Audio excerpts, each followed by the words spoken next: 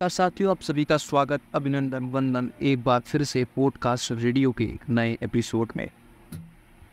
पिछले टॉपिक में हमने G20 के बारे में समझा, G20 के बारे में थोड़ा विस्तार से हमने जाना। आज हम जिस टॉपिक के ऊपर चर्चा करने वाले हैं, काफ़ी समय से और थोड़ा अंतर्राष्ट्रीय से जुड़ा एक प्रसंग है। आज हम आपको कुछ अच्छी चीज़ें बताने वाले हैं, कुछ भारत के विषय में जानेंगे कि आप सभी में से सभी जो सुन रहे होंगे उन्होंने कभी ना कभी यूएन का नाम तो जरूर सुना होगा, यूनाइटेड नेशन का नाम जरूर सुना होगा। उसका फुल फॉर्म है यूएनएससी, जिसको संयुक्त राष्ट्र सुरक्षा परिषद कहा जाता है। अब समझते हैं इसमें भारत की सदस्यता कब तक परमानेंट सदस्यता मिल सकती है। पिछले साल भारत दुनिया की 5वीं सबसे बड़ी इकोनॉमी बनी। यह जगह हमें उस ब्रिटेन को पछाड़कर मिला जिसने लंबे समय तक हम पर राज किया था। सबसे तेज़ी से बढ़ती हुई अर्थव्यवस्था बनने के साथ ही ग्लोबल पिक्चर तेजी से बदली। जो देश हमें पूछते तक नहीं थे, वे आज बड़े आयोजनों के लिए हमें न्योता देने लगे। यानी अब हमारी गेंद जो है, मतलब हमारी सरकार, हमारे देश की जो गेंद है वो अब हमारे पाले में है। इससे तात्पर्य यह है कि अब हम राष्ट्र में विश्व के स्तर पर भारत की भी कुछ ना कुछ एक छवि है। आज हम उसी के बारे में ज़रा डिस्कस करते हैं। आपको पता है यूएनएससी में बहुत सारे सदस्यों की जो होती है एक समिति होती है, बहुत सारे सदस्य होते हैं। जो देश के जितने भी ग्रुप राष्ट्र हैं, सबका उसमें एक हिस्सा होता है। कुछ स्थायी सदस्य होते हैं, कुछ अस्थायी सदस्य होते हैं। सबसे पहले यूएनएससी को समझ ले रहे हैं। यूएनएससी में होने से क्या मायने हैं, अगर यूएनएससी में आप रहते हैं तो उसके क्या मायने। इस दुनिया में सबसे ताकतवर बॉडी आप माने जाते हैं, जिस पर अंतर्राष्ट्रीय शांति और सुरक्षा पक्की करने और यूएन चार्टर में किसी भी बदलाव को मंजूरी देने की जिम्मेदारी रहती है। यह बहुत बड़ी बात होती है क्योंकि सीधा असर इसका दुनिया के देश पर पड़ता है, किसी भी देश पर पड़ता है। माना तो यहाँ तक जाता है कि इस बॉडी के जरिए वर्ल्ड बैंक जैसी संस्थाओं पर भी असर डाला जा सकता है। मतलब अगर यूएन की एक परमानेंट मेंबर है तो आप यूएनएससी तक की जो संस्थान है, एक वर्ल्ड बैंक जिसमें सभी देशों का एक खाता होता है, उस पर आप कंट्रोल तक, यानी उसको भी थोड़ा सा आप चला सकते हैं। अच्छा, इसका स्ट्रक्चर क्या होता है, ज़रा इसको हम समझते हैं। अगर यूएन की बात करें तो इसके कई सब ग्रुप हैं। इसी में से एक संयुक्त राष्ट्र सुरक्षा परिषद जो यूएन के सबसे पावरफुल शाखा होती है। इसमें काउंसिलिंग में 15 सदस्यों की जगह होती है। यानी टोटल कितने सदस्यों की जगह होती है? 15 सदस्यों की। और यूएन का सबसे बड़ा शाखा और सबसे पावरफुल शाखा होता है। यूएनएससी की मेंबरशिप दो तरह की होती है, स्थायी और अस्थायी। मतलब ये दो तरह की मेंबरशिप होती है, स्थायी होती है और एक अस्थायी होती है। केवल 5 ही देश इसमें परमानेंट सदस्य होते हैं और बाकी 10 देश जो होते हैं वो अस्थायी सदस्य होते हैं, जो 2 साल में बदल दिए जाते हैं, 2 साल में बदल जाते हैं। 5 स्थायी सदस्यों के पास सारी ताकत होती है, या कह सकते हैं कि यही देश इसी ग्रुप के कर्ता धर्ता होते हैं। वे यह तय करते हैं कि 2 साल के लिए किन देशों को बुलावा भेजा जाना चाहिए या किन्हें जगह कतई नहीं मिलनी चाहिए, या ये 5 देश ही मिलकर तय करते हैं। अच्छा, भारत इसमें लगा हुआ है कि ये इन्हीं 5 देशों में शामिल हो, इसी तरीके से इसमें आ जाए जिससे ये भी कुछ डिसीजन ले सके। भारत पक्के सदस्य के लिए जोर हमेशा लगाता रहता है।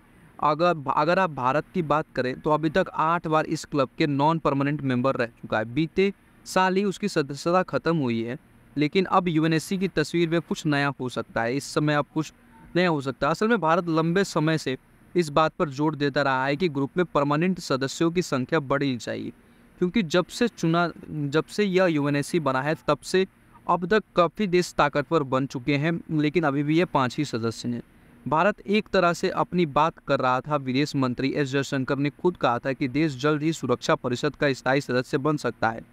इस बात के लिए यूएनएससी के 4 सदस्य भी काफ़ी कोशिश कर रहे हैं, लेकिन हर बार 5वां मेंबर चीन इस पर अड़ंगा लगा देता है। दरअसल ग्रुप में कोई भी प्रस्ताव पास करने के लिए सभी देशों की समर्थन की ज़रूरत होती है, आवश्यकता होती है, लेकिन चीन इसमें दखलबाजी करके भारत के लिए एक रोड़ा की तरीके से बना हुआ है, इसको हमेशा रोक देता है। अच्छा, चीन को क्या ऐतराज़ है, तो ज़रा इसको समझते हैं। चीन के साथ भारत के रिश्ते काफ़ी समय से बिगड़े हुए हैं। कोविड के कारण, सीमा विवाद के कारण, अलग अलग प्रकार के जो विवाद हैं, इसके कारण चीन हमारा हमेशा से कट्टर दुश्मन रहा है। चीन कई वजहों से पाकिस्तान और उसके साथ कश्मीर मुद्दों को हवा देता रहता है, हमेशा उसको आगे बढ़ाता रहता है। और भारत यूएनएससी में अपने हाथ जापान को भी लाना चाहता है। चीन को इस पर भारी आपत्ति है क्योंकि जापान से भी उसके रिश्ते अच्छे नहीं हैं। भारत चाहता है कि खुद भी जाए और जापान को भी साथ लेके जाए। अमेरिका भी नहीं है दूध का दूल्हा, मतलब कभी कभी अमेरिका भी हमारा साथ नहीं देता है। वैसे तो अमेरिका हमारा करीबी दिख रहा है, लेकिन यह मामला हाथी के दांतों वाला होता है। कई बार दबी जबान से ही भारत के स्थायी सदस्यता का विरोध करता है। उसके पास यह तर्क है कि हम परमाणु अप्रसार संधि NPT का हिस्सा नहीं है और न्यूक्लियर ताकत जुटा चुके हैं। वो भी अमेरिका के टोकने के बाद कहीं ना कहीं उसे यह बात हमेशा अखड़ती रहती है, यानी खटकती रहती है कि मेरे मना करने के बावजूद भी इसने परमाणु ताकत भारत बना। जो हम 1999 का जो परमाणु प्रशिक्षण देखते हैं वो अमेरिका को एक तमाचे की तरीके था। कई दूसरे देश भी इस कतार में लगे हुए हैं कि हमें भी एक स्थायी सदस्य बनना चाहिए। भारत अकेला UNSC की पक्की सदस्यता के लिए नहीं लड़ रहा है, और बहुत सारे देश हैं, मसलन जापान, जर्मनी, ब्राज़ील, यूक्रेन तक इसकी परमानेंट मेंबरशिप चाहते हैं। यह एक तरह से शहर के सबसे एलीट क्लब की तरह होता है जहां हर कोई जाना चाहता है लेकिन जा नहीं पाता है। लेकिन जैसे भारत का विरोध हो रहा है वैसे ही दूसरे देशों का भी कई दुश्मन है और वो उनका विरोध करते हैं। विरोधी देशों का जो एजेंडा होता है वो हमेशा से तय होता है। ये सारे विरोधी देश एकजुट हो गए, एक क्लब बनाया जिसे नाम मिला यूनाइटेड फॉर कंसेस। इनका काम ही विरोध करना होता है, मतलब ये काम ही करते हैं, सिर्फ विरोध करना है। इसमें Italy, Spain, Canada, south Korea, Australia, Argentina और पाकिस्तान को मिलाकर 40 देश शामिल हैं। ये लगातार कहते रहते हैं कि UNSC पे 5 पुराने मेंबर ही रहे हैं, किसी नए मेंबर का अभी तक साथ नहीं मिला। हमेशा से इनका यही रोना धोना लगा रहता है। अब जो फिलहाल इस समय करंट की बात करें तो रूस को काफ़ी ज़्यादा अलग कर दिया गया है, तो यह संभावित हो सकता है कि उसकी मेंबरशिप जा सकती है। यूक्रेन के हमले के बाद रूस के बारे में ऐसी कई बातें होती रही हैं कि रूस को इस UNSC के परमानेंट मेंबरशिप से हटा देना चाहिए। खुद यूक्रेन ये बात बोल रहा था कि लड़ाई झगड़ा करने वाले देश के पास इतनी ताकत नहीं रहनी चाहिए, लेकिन रूस 1.5 साल बाद भी जमा हुआ है, अभी तक UNSC का परमानेंट मेंबर है।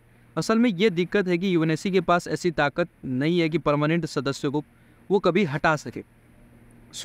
अब भारत के लिए क्या मार्गदर्शन आगे की तरफ यह है कि वो UNSC में परमानेंट मेंबर बनना चाहता है। परमानेंट अगर वो मेंबर बना, जो आज पड़ोसी देश हमारे सैनिकों पर हमला करता है, हमारे और भी बहुत सारे जो हमको आर्थिक रूप से या फिर हमारे जो कश्मीर को मुद्दे को उठाता रहता है, और हम इसको परमानेंटली बैन लगा सकते हैं क्योंकि इतनी ताकत उसके पास होती है, और हमारे ऊपर ये हमला करने से भी अगली बार से खतरा है। और बाकी सारे देश हमारे ऊपर भी हमारे साथ रहेंगे, तो हमारे लिए यह UNSC का परमानेंट मेंबर बनना ये काफ़ी ज़रूरी। उम्मीद है आपको ये वीडियो पसंद आया होगा। यहाँ पे पॉडकास्ट जो आज हम एपिसोड को लॉन्च करेंगे, जो आज डालेंगे, उम्मीद है आप सभी को अच्छी लगी होगी। प्लीज़ सब्सक्राइब करना इसको ना भूलिए। मिलते हैं अगले वीडियो में, अगले पॉडकास्ट में। तब तक के लिए stay tuned and keep supporting. जय हिंद, जय भारत।